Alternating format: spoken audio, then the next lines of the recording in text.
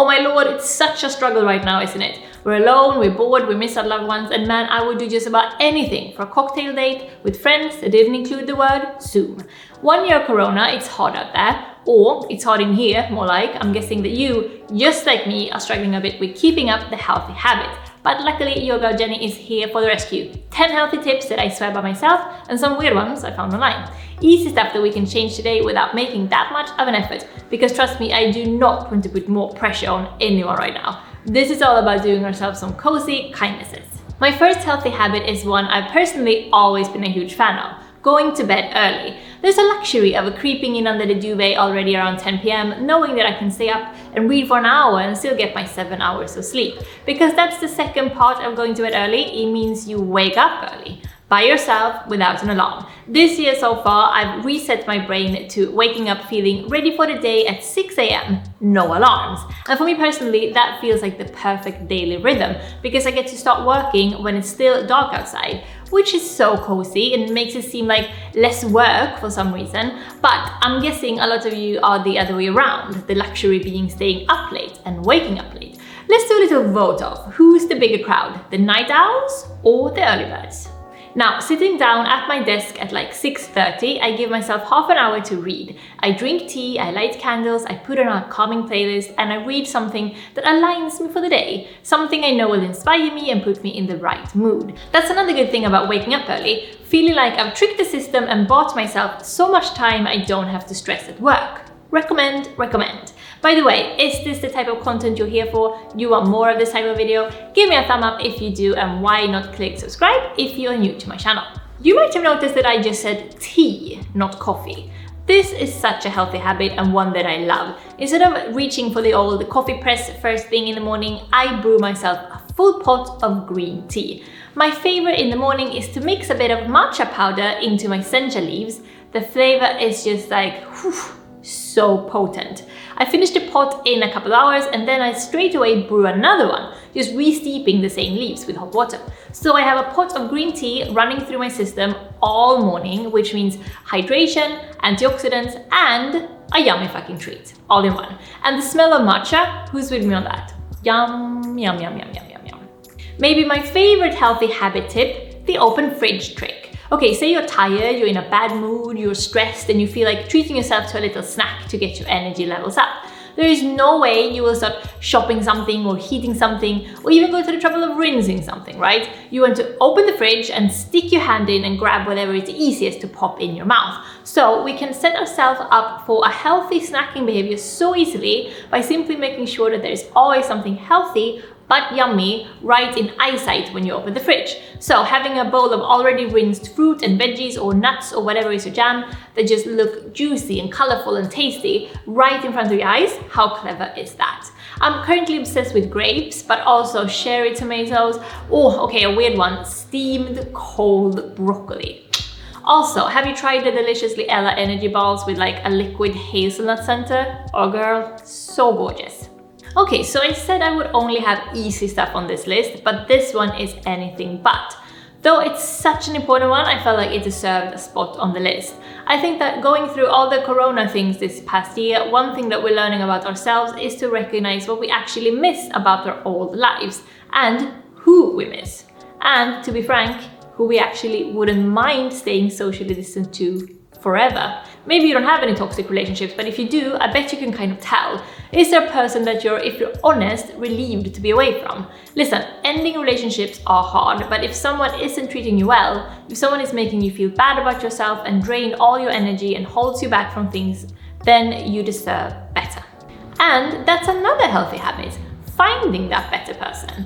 We're stuck at home, no parties or events or school things. How can we meet new people? Okay, so I actually have met or Zoomed quite a few new people this last year, simply by reaching out online. This can be hard and cringe, and how do you even find people anyway? It's all about having something in common. Join a film club or a fan page or an architecture group or whatever is your interest. Or, as a lot of you guys have already done, come on over to our Facebook group, The Mustards. It's seriously the kindest place online, and I know people are connecting over there already. So if you want, just write there, hey, does anyone want to start a film club or something, and that's about it.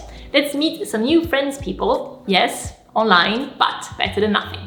And speaking of finding a community, a huge thank you to Skillshare for sponsoring today's video. As some of you know, I've been a fan of Skillshare for years now. So if you want to start learning something new for the sake of your healthy lifestyle or to expand your creative output, where should you start? Well, listen to this. Skillshare is an online learning community with classes that teaches you how to be more creative and how to make your passion into a business. If you're uncertain about what's next, creative challenges and productivity classes can be a great way to help you structure your time and set up achievable goals.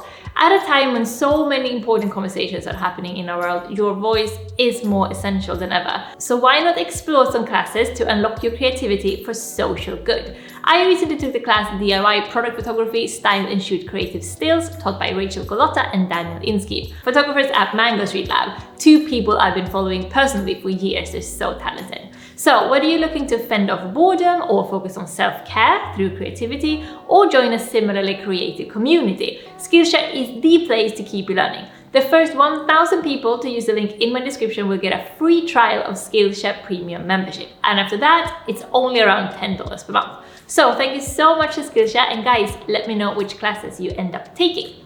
Here's a weird one. Go smell some oranges. Apparently the smell of oranges reduces stress and helps us relax. So a glass of orange juice in the morning is just a thing. Oh, you prefer apple juice? No worries, the smell of apples is historically been said to help with headaches, so there you go. Actually, a lot of you guys tell me you're into aromatherapy. I think this is super cool because it's one of those healthy habits that are just so enjoyable and add some physical pleasure with very little effort. My favorite smell is lime. No grapefruit. No lime. What about you? Okay, let's talk about food. How to make healthy breakfast, lunch and dinner a simple thing that you don't have to worry too much about. Well, here's an unpopular opinion. Eat more or less the same thing every day. It doesn't matter if your lunch is always the same dish if it includes tons of veggies and your dinner has a different ton of veggies. Most days I eat cold berry porridge for breakfast, yum, and tofu miso noodle soup with kale and stuff for lunch, and brown rice and lentil congee for dinner with all the veggies. These are three dishes I love the taste of, so I never get bored with, and since I know what I'm going to eat, I don't have to make spontaneous bad decisions when I'm hungry and cranky. Super easy. Listen, this year has been bad for stomachs everywhere. Anxiety, sitting still for whole days, comfort eating, stressful living situations. Our tummies are taking the hit. My trick that has been my go-to tummy saver for years is a daily combo of oats, kale and tons of water. It helps with bloatedness, with indigestion, with keeping stuff moving along, and just a calm, less acidic feeling. If you don't like kale, go with spinach, but seriously, kale is where it's at. I know I've been talking a lot about porridge in this video, so if you're interested in my cold porridge breakfast, which is such a treat, I'm sure I have a recipe somewhere I can put in the description. We need to be careful what we put in our brains right now, don't we? Read the news sparingly, get out of toxic group, unfollow the gossipy drama accounts, don't fall down the conspiracy theory rabbit hole, and whatever you do, stay away from Twitter. Instead, let's fill up on healthy, warm, comforting brain food, emotional, friendly, feel-good type of stuff. Rewatch your old favorite movies and reread novels you know put you in a good mood. Think Jane Austen, not Bret Easton Ellis. Here are a few tips for you, stuff that are guaranteed to only make you feel fuzzy and warm on the inside. Enjoy!